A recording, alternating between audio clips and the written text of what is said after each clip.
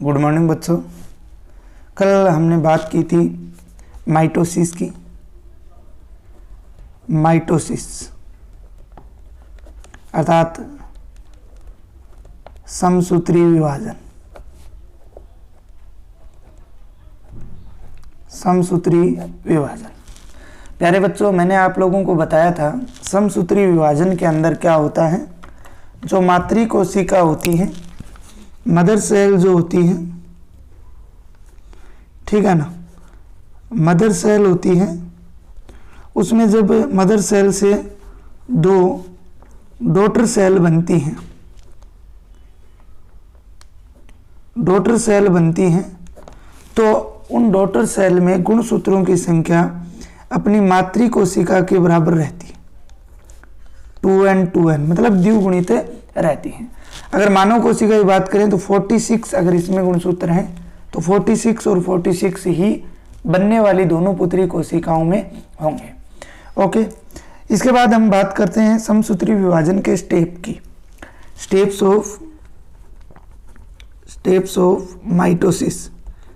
समसूत्री विभाजन के स्टेप की बात करते हैं कि इसके स्टेप कौन कौन से हैं। प्यारे बच्चों, सबसे पहले मैं आपको टेबल द्वारा बना के दिखाता हूं समसूत्री विभाजन के स्टेप जो हैं वो कौन कौन से हैं। देखिए यहाँ पे लिख देते हैं माइटोसिस। माइटोसिस की अगर बात करें तो इसकी दो प्रमुख अवस्थाएं होती हैं। कितनी प्रमुख अवस्थाएं होती हैं? दो। एक तो इंटरफेज, हमने सेल साइकिल के अंदर पढ़ा था। एक तो हो गई इंटरफेज हो गई, और दूसरी जो होगी वो होगी एम फेज। वो कौन सी होगी? M phase. एक इंटरफेज और एक एम फेज। सबसे पहले देखिए इंटरफेज के अंदर क्या क्या होगा। इंटरफेज के अंदर कौन कौन सी प्रावस्थाएं जो हैं वो आएंगी। इंटरफेज में हमने पढ़ी थी 3 प्रावस्थाएं। कितनी प्रावस्थाएं? 3। एक तो पढ़ी थी G1 फेज, ठीक है, एक पढ़ी थी S फेज और एक पढ़ी थी G2 फेज, ठीक है। Gap 1 synthetic and gap 2 phase, ठीक है। एम फेज के अंदर 2 प्रकार की क्रियाएं होंगी। एक तो होगा केंद्रक विभाजन। एक तो क्या होगा? केंद्रक विभाजन, जिसे कैरियोकाइनेसिस बोला जाता है। केंद्रक विभाजन को क्या बोला जाता है? केंद्रक विभाजन, कैरियोकाइनेसिस। और एक होगा प्यारे बच्चों साइटोकाइनेसिस। एक क्या होगा? साइटोकाइनेसिस अर्थात कोशिका द्रव विभाजन। कोशिका द्रव विभाजन, कोशिका द्रव विभाजन, ठीक है। कैरियोकाइनेसिस की अगर बात करें तो इसके अंदर 4 प्रावस्थाएं आती हैं। कितनी प्रावस्थाएं आती हैं? 4 प्रावस्थाएं आएंगी। एक तो आएगी प्रोफेज। कौन सी? प्रोफेज, जिसे पूर्वावस्था कहा जाता है। एक आएगी, इसके बाद आने वाली को बोलते हैं मेटाफेज। क्या बोलते हैं? मेटाफेज अर्थात मध्यावस्था। कौन सी होती है? मध्यावस्था। इसके बाद आती है एनाफेज। एनाफेज की बात करें तो इसे बोला जाता है पश्चावस्था। कौन सी अवस्था? पश्चावस्था। और एक होती है टीलोफेज, जिसे बोला जाता है अंत्यावस्था। अंत्यावस्था। ये 4 प्रकार की अवस्थाओं से जब कोशिका गुजरेगी तो उसका कौन सा विभाजन होगा? केंद्रक विभाजन होगा। कौन सा विभाजन होगा? केंद्रक विभाजन। इसके बाद में कोशिका द्रव विभाजन होता है। कौन सा विभाजन होता है? कोशिका द्रव विभाजन होता है।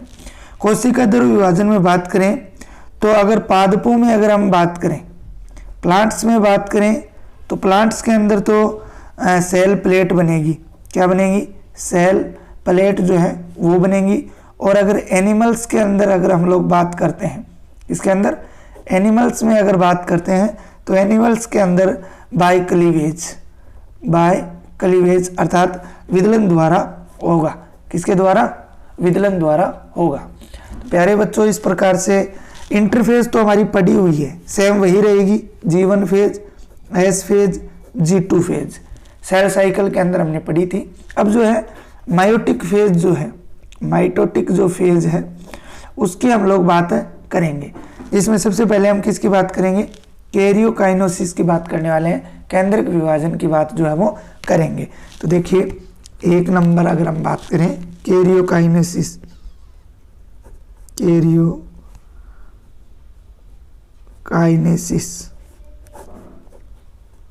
केंद्रक विभाजन,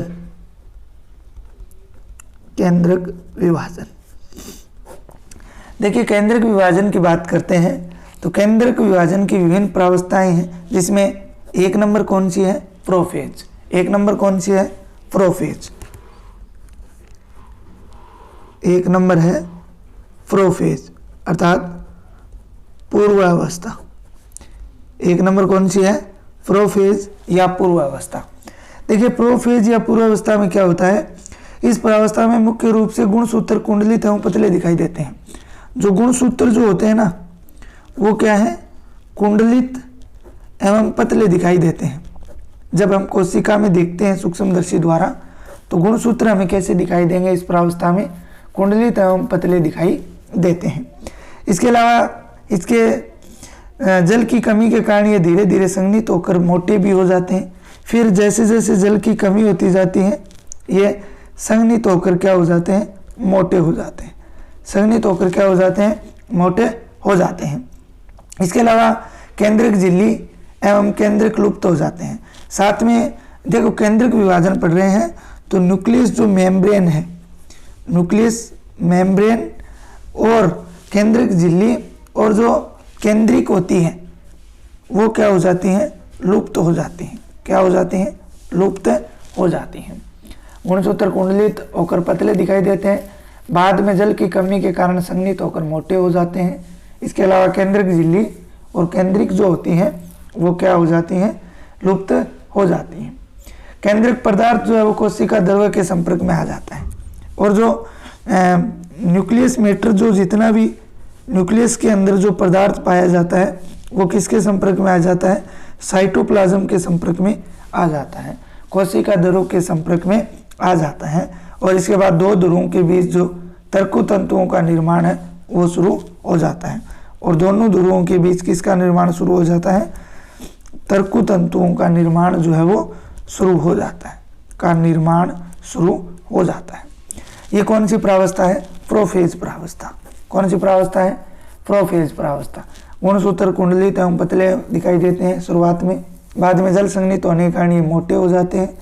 केंद्रिक एवं केंद्रक झिल्ली लुप्त हो जाते हैं। केंद्रक के अंदर उपस्थित जो भी पदार्थ है वो कोशिका ध्रुव के संपर्क में आ जाता है और उसके बाद दोनों ध्रुवों पर जाकर तंतुओं का निर्माण कर लेते हैं। इसके बाद बात करते हैं 2 नंबर प्रावस्था की। 2 नंबर प्रावस्था कौन सी है, मेटाफेज। कौन सी प्रावस्था है, मेटाफेज। कौन सी प्रावस्था है, मेटाफेज या मध्यावस्था, या मध्यावस्था। देखिए मेटाफेज की बात करते हैं तो इस प्रावस्था में प्रारंभ में केंद्रक झिल्ली पूर्ण रूप से लुप्त हो जाती है। जैसे ही मेटावस्था में कोशिका प्रवेश करेगी तो उसकी जो मेम्ब्रेन है अर्थात न्यूक्लियस मेम्ब्रेन जो है वो क्या है, पूर्णतया लुप्त हो जाएगी। क्या हो जाएगी, पूर्णतया लुप्त हो जाएगी। इसके अलावा अगर हम बात करें तो गुणसूत्र अपने सेंट्रोमियर के साथ, जो मैंने आपको सेंट्रोमियर भी बताया था ना, गुणसूत्र बिंदु, गुणसूत्र जो है अपने सेंट्रोमियर के साथ जो है कोशिका के मध्य व्यवस्थित होकर, किसके, सेल के मध्य व्यवस्थित होकर और मेटाफेज प्लेट का निर्माण कर लेते हैं। किसका निर्माण कर लेते हैं, मेटाफेज प्लेट का निर्माण जो है वो कर लेते हैं। एक और बता देता हूँ, इस प्रावस्था के अंदर ये एक ऐसी प्रावस्था है, इसके अंदर गुणसूत्रों के आमाप व संख्या का अध्ययन किया जाता है। किसका, गुणसूत्रों का आमाप एवं संख्या का हम आसानी से अध्ययन कर सकते हैं कि कोशिका के अंदर कितने गुणसूत्र हैं। कौन सी प्रावस्था में, मेटाफेज प्रावस्था में। इसके बाद बात करते हैं प्यारे बच्चों आगे तीसरी प्रावस्था, पश्चाताप प्रावस्था अर्थात एनाफेज। एनाफेज की बात करते हैं, पश्चावस्था। देखिए एनाफेज की बात करते हैं तो प्यारे बच्चों इस प्रावस्था में प्रत्येक गुणसूत्र जो है वो गुणसूत्र बिंदु के विभाजन होने से, किसके विभाजन होने से, गुणसूत्र बिंदु के विभाजन होने से, गुणसूत्र बिंदु के विभाजन होने से दोनों जो क्रोमेटिड हैं या गुणसूत्र के जो भाग हैं वो क्या हो जाते हैं, अलग अलग हो जाते हैं और जो विपरीत ध्रुव हैं उनकी ओर चले जाते हैं, उनकी ओर क्या है, चले जाते हैं। इसे पश्चावस्था गति कहा जाता है। क्या कहा जाता है, पश्चावस्था गति कहा जाता है। इस कंडीशन को क्या कहा जाता है, पश्चावस्था गति जो है वो कहा जाता है। इसके बाद धीरे धीरे गुणसूत्र अपने ध्रुवों की ओर क्या है, पूर्णतः खींचे चले जाते हैं। इसके बाद में देखिए प्यारे बच्चों, जो लास्ट है टेलोफेज। कौन सी फेज, टेलोफेज, जिसे हम क्या बोलते हैं, अंत्यावस्था, अंत्यावस्था। इसकी बात करते हैं तो ये केंद्रक विभाजन की क्या है, अंतिम प्रावस्था है, लास्ट फेज, ठीक है ना। कैरियोकाइनेसिस की क्या होती है, लास्ट फेज होती है और इसमें गुणसूत्र जल अवशोषित करके अकुंडलित, लंबे व पतले हो जाते हैं। गुणसूत्र कैसे हो जाते हैं, अकुंडलित एवं लंबे व पतले हो जाते हैं, ठीक है। तथा धीरे धीरे अदृश्य होने लगते हैं और इसके स्थान पर जो है लंबे पतले क्रोमेटिन जाल जो है वो बन जाते हैं तथा केंद्रिक फिर से दिखाई देने शुरू हो जाते हैं। क्रोमेटिन व केंद्रक पदार्थ के चारों ओर क्या है, स्पष्ट केंद्रक झिल्ली बन जाती है। क्रोमेटिन पदार्थ के स्पष्ट क्या बन जाती है, केंद्रक जो झिल्ली है वो बन जाती है, ठीक है। अब देखिए हम अगर बात करें, केंद्रक झिल्ली बन जाती है और अंत में तर्कुतंतु धीरे धीरे क्या है, नष्ट हो जाते हैं।